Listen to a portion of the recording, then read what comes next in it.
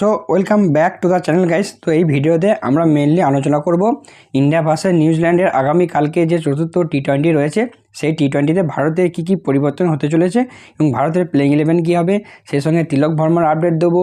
এছাড়াও সঞ্জু স্যামসনকে কি পরের ম্যাচে সুযোগ দেওয়া হবে নাকি হার্দিককে রেস্ট দেওয়া হবে, এই সব কিছু নিয়েই মোটামুটি এই ভিডিওতে আলোচনা হবে। অবশ্যই শেষ পর্যন্ত দেখবে।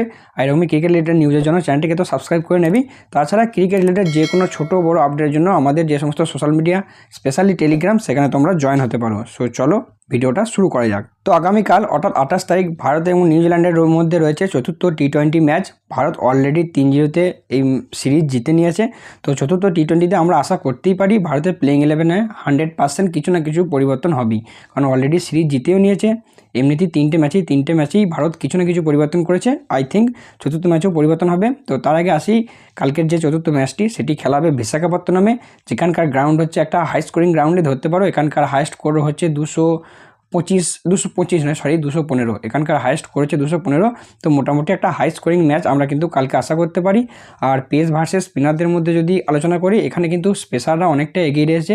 লাস্ট 10টা টি20 ম্যাচে অলমোস্ট 70% উইকেট কিন্তু পেসাররা রয়েছে এবং 30% উইকেট কিন্তু স্পিনাররা পেয়েছে। তো অবশ্যই কিন্তু পেসারদের জন্য এই মাঠটা কিন্তু একটা অ্যাডভান্টেজ থেকে যাচ্ছে। আর যেহেতু ডিউ ফ্যাক্টর থাকছে, সেই জন্য যারা টসে জিতবে তারা অবশ্যই কিন্তু চেস করতে চাইবে। বাকি এবার কথা বলবো প্লেইং 11 নিয়ে। তো প্লেইং 11 আমরা বেশ কিছু পরিবর্তন আশা করতে পারি। প্রথমত অভিষেক শর্মা তো থাকছেই, এবং তার থেকেও বড় যে সবথেকে বড় প্রশ্ন সেটা হচ্ছে সঞ্জু স্যামসনকে কি এই যে পরবর্তী ম্যাচ রয়েছে সেই পরবর্তী ম্যাচে সুযোগ দেওয়া হবে? কারণ এই গোটা সিরিজ জুড়ে যদি কোনো একটা প্লেয়ারের কথা বলো ভারতীয় দলে 15 জনের মধ্যে, তার মধ্যে সঞ্জু স্যামসনই যার পারফরমেন্স কিন্তু খুবই খারাপ গেছে 3টে ম্যাচ জুড়ে। বাকি সমস্ত প্লেয়াররা কিন্তু কম বেশি ভালো খারাপ মিলিয়ে পারফরমেন্স করেছে। সঞ্জু স্যামসনকে আই থিঙ্ক আরও সঞ্জু স্যামসন দুটো ম্যাচ পেতে চলেছে। তার সবথেকে বড় কারণ হচ্ছে তিলক ভার্মা।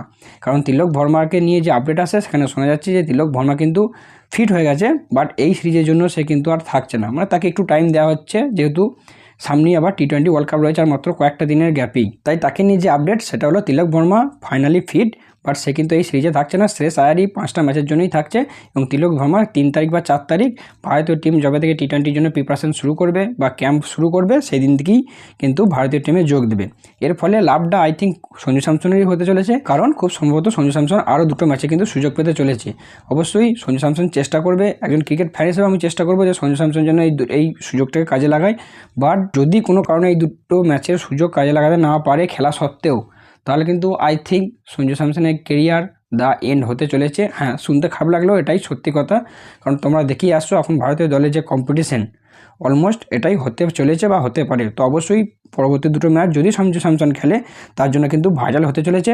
আর যদি টিম ভাবে যে সঞ্জু স্যামসনকে রেস্ট দেবো এবং শ্রেয়স আয়ারকে খেলাবো, কারণ যদি শ্রেয়স আয়ারের কথা ভাবো তাহলে দেখবে ভারতীয় দলে যে 15 জন রয়েছে তার মধ্যে 14 জন কিন্তু অলরেডি 3টে ম্যাচ খেলে নিয়েছে।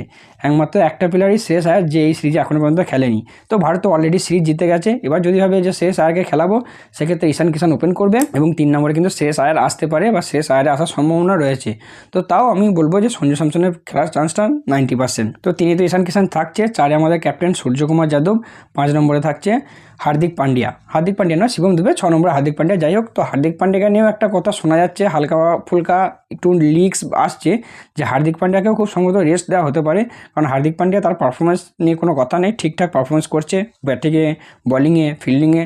তো হার্দিক পান্ডিয়াকে মেবি রেস্ট দেওয়া হতে পারে। এখানেও আবার যদি তাকে রেস্ট দেয় সেই জায়গায় তার জায়গায় শ্রেয়স আয়ারকে চান্স দিতে পারে। হয়তো বলিংয়ে একটু এদিক ওদিক হবে। ভারতীয় টিমে এক্সট্রা বোলার অপশন রয়েছে শিবম দুবে, যে 4 ওভার করে দিতে পারে তোমাকে।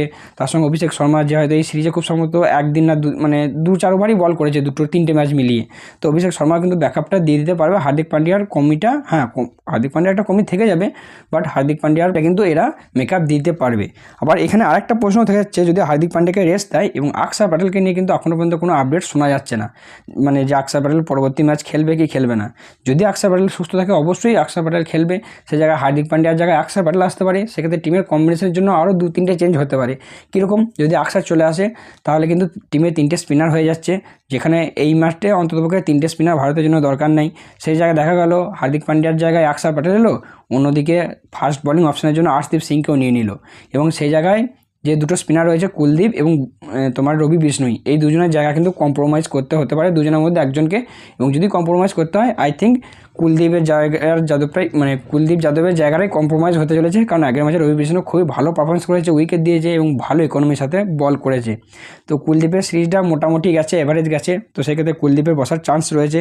বা যদি হার্দিক পান্ডেকে রেস্ট না দেয়, অক্ষর প্যাটেলকে না খেলায়, সেই জায়গায় আমার মনে হচ্ছে কুলদীপকে কালকে ম্যাচ বসাতে চলেছে এবং তার জায়গায় বরুণ চক্রবর্তী, যাকে অলরেডি আগের ম্যাচে রেস্ট দেওয়া হয়েছিল, তাকে কিন্তু আবার প্লেইং 11-এ আনতে চলেছে গৌতম গম্ভীর। আর যদি হর্ষিত রানার কথা বলি, তো হর্ষিত রানাকে রেস্ট দেওয়ার মতো বা হর্ষিত রানাকে বসানোর মতো কোনো সম্ভাবনা বা কোনো নিউজ আমি কিন্তু দেখতে পাচ্ছি না। বা যদি আমার কাছে পার্সোনালি মত নাও, তাহলে আমার মতে যে হর্ষিত রানা কিন্তু পরবর্তী দুটো ম্যাচই খেলতে চলেছে, যেহেতু ভারত অলরেডি সিরিজ জিতে গেছে এবং হর্ষিত রানা ব্যাটিংয়ে বলিংয়ে ভালো পারফরমেন্স করছে। একটা উইকেট হর্ষিত রানা যদি খেলে তার জন্য তো বাঁধা, সেটা অবশ্যই ডেভন কনওয়ে। পরপর